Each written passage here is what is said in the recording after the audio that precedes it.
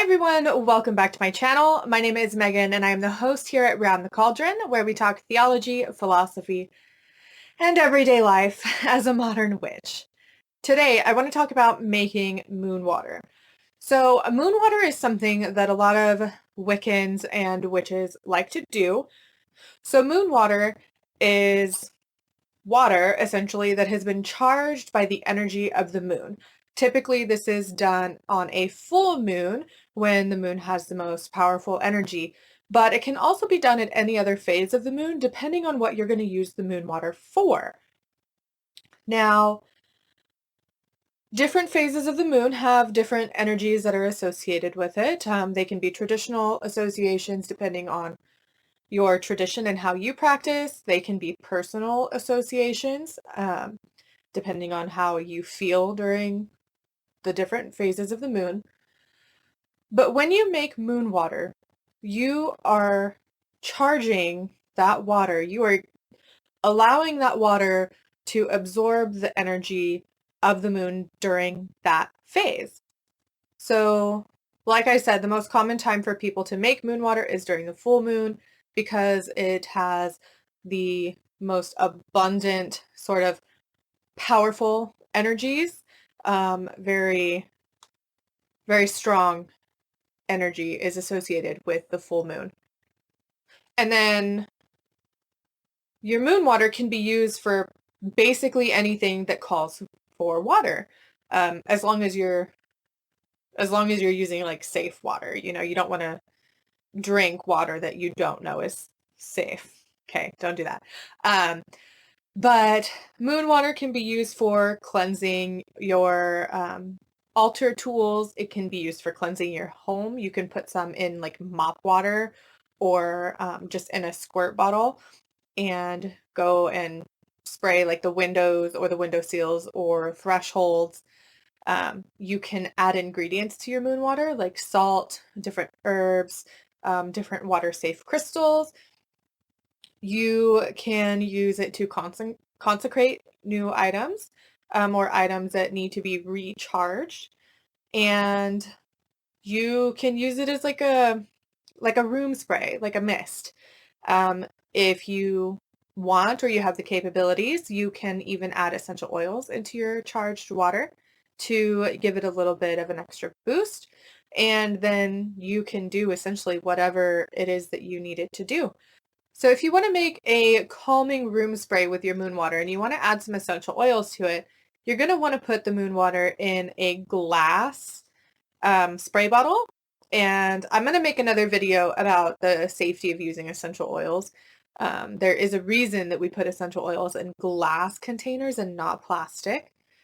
But you'll put the moon water in there, you will put in the essential oil and any other ingredients that you want to put in there. Now, since you're putting essential oils in with water, keep in mind it will separate. The oil is not going to mix with the water, so you do want to shake it before you use it.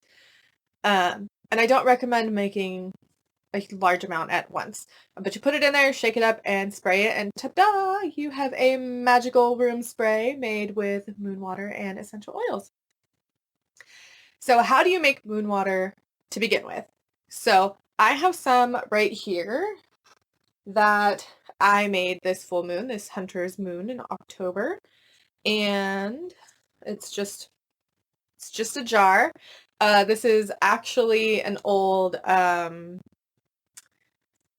salad dressing container.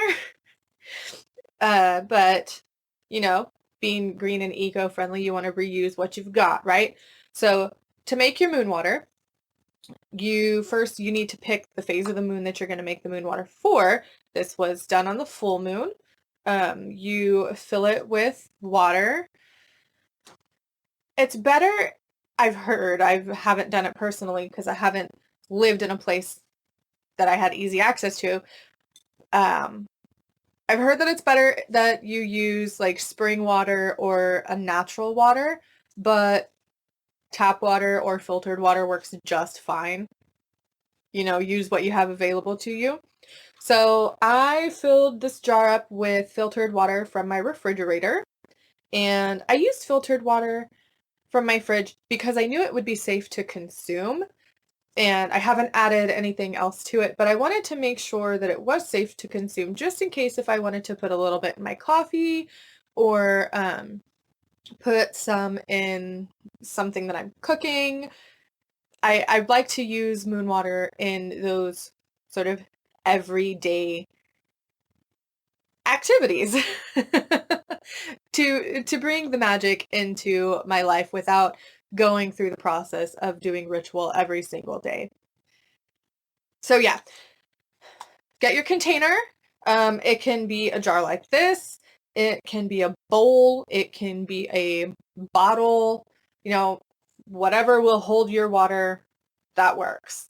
I have animals, so I wanted to make sure that I had a lid so that just in case if they decided to hop up into my windowsill and knock over my jar, they wouldn't spill water everywhere. So that's something to think about too. Once you have your water in your container, you want to put it somewhere overnight where the moon will shine on it and be able to imbue the water with the properties of the moon. And the energies associated with whatever moon phase you chose. Now, even if it's cloudy, that's okay because the energy from the moon is still there, even though you can't see it. The water and your intention for the water will still allow you to create your charged moon water. Okay, so that's basically it. I have this quartz cluster that I actually like to put on top of my jar like this when I put it in my windowsill, because quartz is a natural conductor of energy and it really helps to draw that energy that's available to me from the moon down into the jar. Now I don't want to put it in the jar because it's a little big and I don't like to get my crystals wet. But this is what I do. This is how it sits in my windowsill, depending on the moon, for one night or two. And then this jar will sit on my altar as I go through and use the moon water for whatever it is that I want to use it for. So that is that, and I wish you the best of luck in creating your moon water.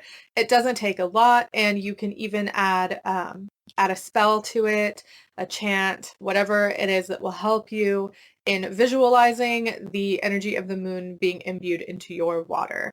It is, like I said, it is helpful if you use a chant, if you have a specific intention in mind for the water. If you don't, then you don't really need to use one, but it can be helpful. If you have any other methods of making moon water, or if you have any questions, leave them in the comments below and I will answer them as best I can. Until next time, everyone. Bye.